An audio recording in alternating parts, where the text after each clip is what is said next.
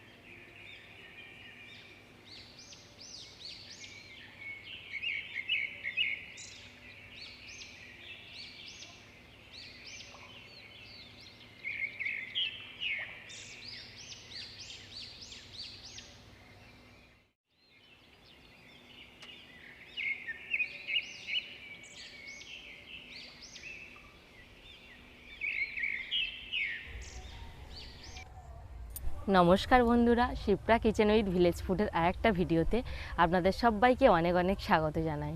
আবারও আমি চলে এসেছি একটা নতুন রেসিপি নিয়ে। আজকে আমি বানাবো একটা দারুণ স্বাদের মিষ্টি। তো এই মিষ্টিটা মাত্র 1 কাপ চাল দিয়ে যে এতগুলো মিষ্টি তৈরি করা যায়, আপনারা প্লিজ পুরো ভিডিওটি দেখুন কীভাবে এই মিষ্টিটা আমি তৈরি করি। এই মিষ্টিটা তৈরি করার জন্য আমি এখানে নিয়ে নিয়েছি গোবিন্দভোগ চাল। তো আপনারা যদি চান তাহলে বাড়িতে থাকা চাল দিয়েও তৈরি করতে পারেন, আবার আতপ চাল দিয়েও তৈরি করতে পারেন। আর আমি এখানে নিয়ে নিয়েছি লাল বাতাসা, আর নিয়ে নিয়েছি 500 ml লিকুইড দুধ, ঘি নিয়ে নিয়েছি, আর এখানে চীনাবাদাম নিয়ে নিয়েছি, আর এখানে 10 টাকার প্যাকেট 1 প্যাকেট গুঁড়ো দুধ নিয়ে নিয়েছি। তো এই কটাই উপকরণ দিয়ে আমি আজকে মিষ্টিটা তৈরি করব। প্রথমে আমি উনানটা জ্বালিয়ে নেব। প্রথমে কড়াইতে আমি ঘি দিয়ে দেব। আমি এখানে এই কাপের মাপ করে 2 কাপ আমি চাল নিয়ে নিয়েছি। চালটা আমি ধুয়ে জল ঝরিয়ে রেখেছিলাম। এই চালটা এবার আমি কড়াইতে দিয়ে দেব। চালটা এবার হালকা আঁচে লাল করে ভেজে নিতে হবে। এই চালটা ভাজার সময় সব সময় উনানের জালটা হালকা দিয়ে দিতে হবে।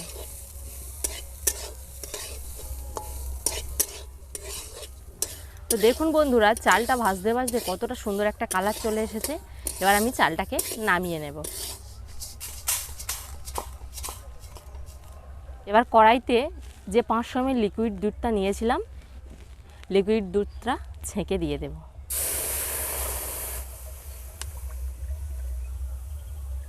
এবার এই ভেজে রাখা চালটা মিক্সার গ্রাইন্ডারের মধ্যে দিয়ে মিক্সার করে নেব।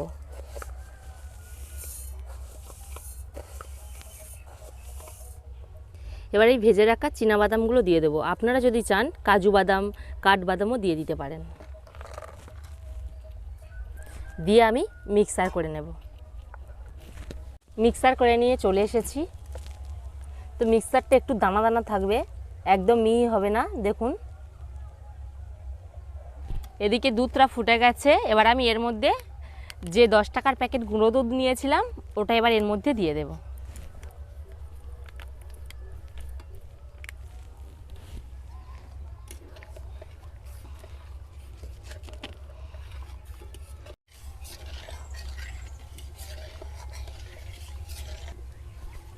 তো দুধটা ফুটিয়ে ফুটিয়ে অনেকটা ঘন হয়ে গেছে। এবার আমি এর মধ্যে লাল বাতাসা দিয়ে দেব। তো আপনারা যদি চান তাহলে আখের গুঁড়ো দিতে পারেন, আবার চিনিও দিয়ে করতে পারেন। আমি এখানে এই মিষ্টিটা বাতাসা দিয়ে করব।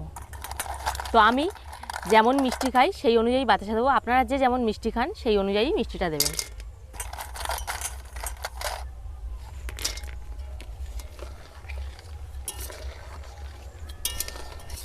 তো বাতাসাটা দেওয়ার পর দেখুন বন্ধুরা, দুধটার কালারটা কত সুন্দর চলে আসছে। তো বন্ধুরা, সবাইকে জানাই হ্যাপি হোলি। তো আজকের তো হোলি, তো আমি সকাল সকাল রান্না করতে চলে এসেছি। তো সবাই বাচ্চারা এসে আমাকে রং মাখিয়ে দিয়ে চলে গেছে। দুধটা অনেকটা মোটা হয়ে গেছে। এবার আমি এর মধ্যে এই গুঁড়ো করা চালের গুঁড়ো দিয়ে দেব। তো অল্প অল্প করে দিয়ে দিয়ে প্রথমে নাড়াচাড়া করে নিতে হবে।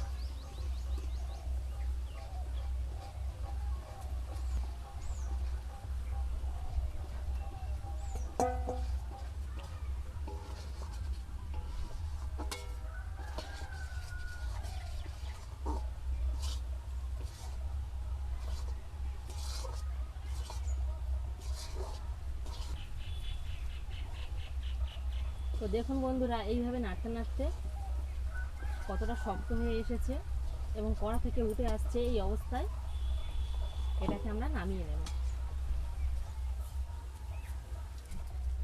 আমি এখানে একটা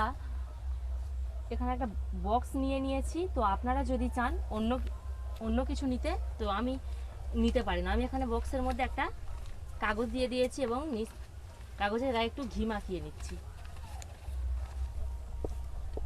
এবং যেটা আমি নামিয়ে রেখেছিলাম ওটা এবার এর মধ্যে আমি ভালো করে চেপে চেপে দিয়ে দেব।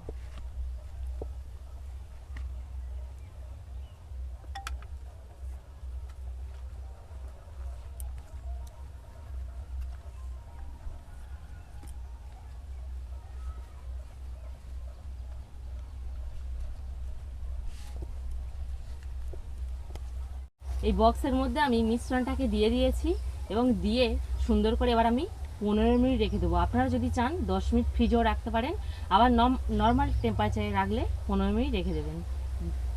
15 মিনিট পর আমি ফিরে আসছি। 15 মিনিট পর ফিরে এসেছি। দেখুন বন্ধুরা কতটা সুন্দর হয়েছে। এবার আমি এটাকে একটা প্লেটের মধ্যে রেখে পিস কেটে আপনাদেরকে দেখাবো।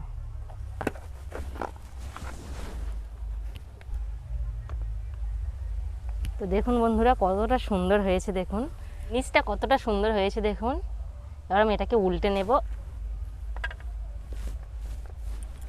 এবার আমি এটাকে আমার মাপ অনুযায়ী কেটে নেব। তো আপনারা আপনাদের পছন্দ মতো এটাকে কেটে নিতে পারেন।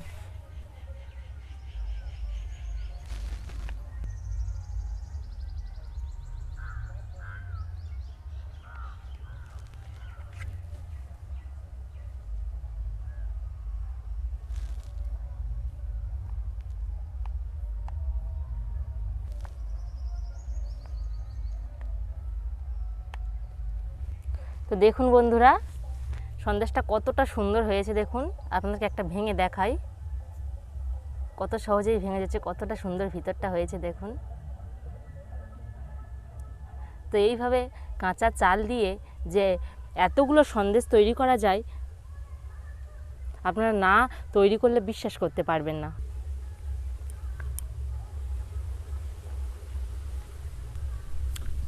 সত্যি বন্ধুরা খুব সুন্দর হয়েছে। আপনারা একবার তৈরি করে দেখবেন, খুব সুন্দর খেতে লাগবে। তুমি একটু খাও, খেয়ে দেখো। আমার এই মিষ্টির রেসিপিটি যদি আপনাদের ভালো লেগে থাকে তাহলে প্লিজ আমার চ্যানেলটিকে সাবস্ক্রাইব করে দেবেন এবং লাইক শেয়ার করে পাশে থাকবেন।